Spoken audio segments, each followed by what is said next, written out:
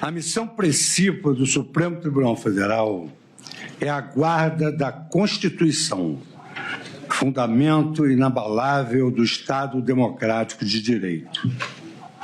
Dessa ordem, irradia a promessa de igualdade entre todos os cidadãos perante a lei, sem distinções de identidade, de origem social, de condição econômica ou de posição política.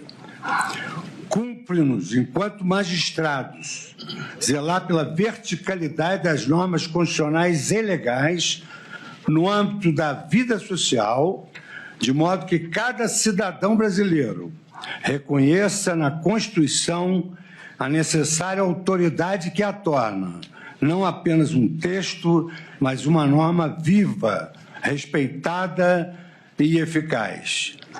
Em qualquer tempo ou circunstância, a Constituição deve funcionar como um ponto de partida, como caminho e como porto de chegada de todas as indagações nacionais. Como atividade típica deste Supremo Tribunal Federal, a jurisdição diferencia-se sobremaneira das funções legislativa e executiva, especialmente em relação ao seu escopo e aos seus limites institucionais. Ao contrário do Poder Legislativo e do Poder Executivo, não compete ao Supremo Tribunal Federal realizar um juízo político do que é bom ou ruim, conveniente ou inconveniente, apropriado ou inapropriado. Ao revés, compete a este tribunal afirmar o que é constitucional ou inconstitucional, legal ou ilegal, invariavelmente sob a perspectiva da Carta de 1988 e das leis brasileiras.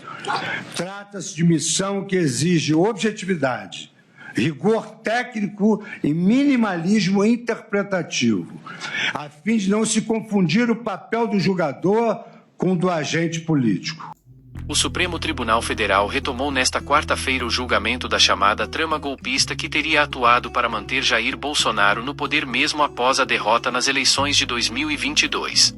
A sessão contou com o voto do ministro Luiz Fux, que deixou claro: o Supremo não deve se transformar em palco de julgamentos políticos. Ao abrir sua manifestação, Fux afirmou que cabe à Corte analisar apenas o que é legal ou ilegal, constitucional ou inconstitucional, afastando qualquer avaliação de conveniência política.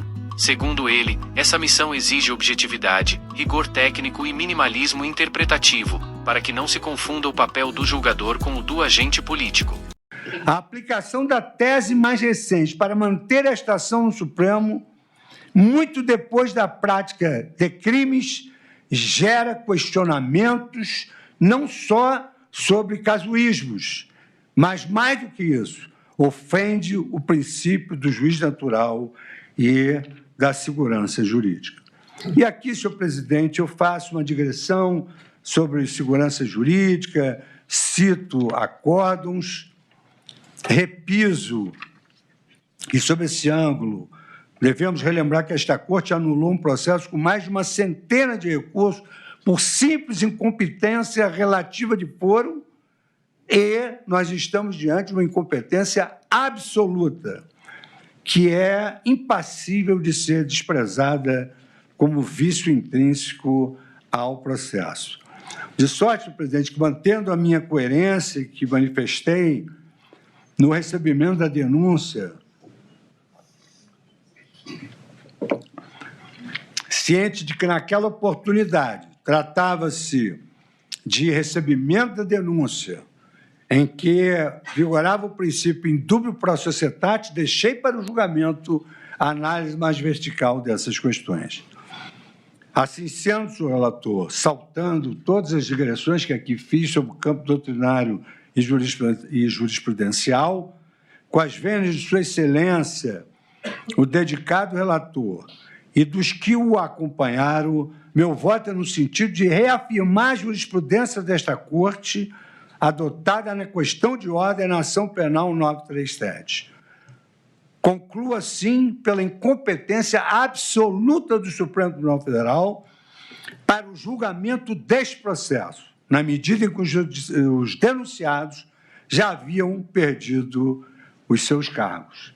E, como é sabido, em virtude da incompetência absoluta para o julgamento, impõe-se a declaração de nulidade de todos os atos decisórios praticados. O ministro ressaltou ainda que, da mesma forma que a jurisdição constitucional deve ser exercida com cautela e responsabilidade, o judiciário também precisa agir com esse mesmo cuidado na esfera criminal. Até agora, os ministros Alexandre de Moraes, relator do processo, e Flávio Dino já haviam votado pela condenação de todos os 8 réus, atribuindo a eles os 5 crimes apresentados pela Procuradoria-Geral da República.